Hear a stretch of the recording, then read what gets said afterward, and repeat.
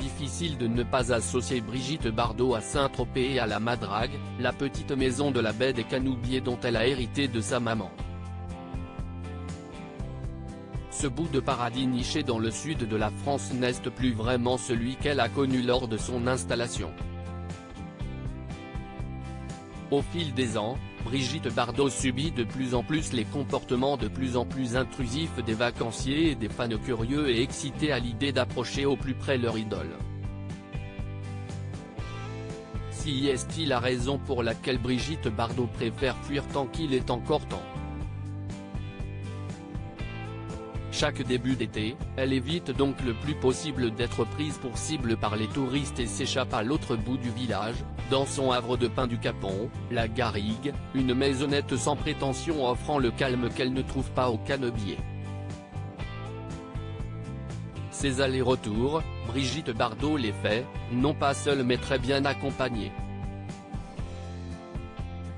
En plus de ses fidèles animaux, elle peut compter sur la présence de Bernard Dormal, son compagnon et mari depuis 30 ans, qui l'a rejoint au volant d'une Suzuki Jimmy gris métallisé tel un chevalier servant comme l'indique le journal du dimanche dans son édition du 30 octobre 2022. Leur routine d'amoureux est bien rodée.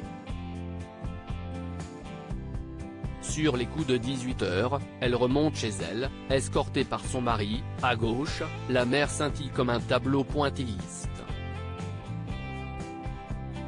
Ils arrivent ensemble devant le portail.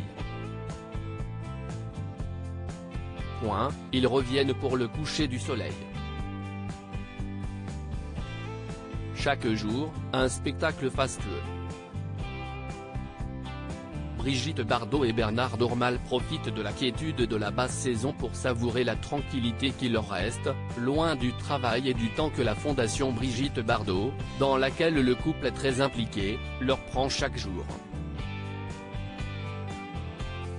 L'ex-vedette de cinéma mettra toute son énergie, et ce jusqu'à la fin, dans la protection des animaux qui, comme elle le dit si bien, ont une pureté que l'homme a définitivement perdue.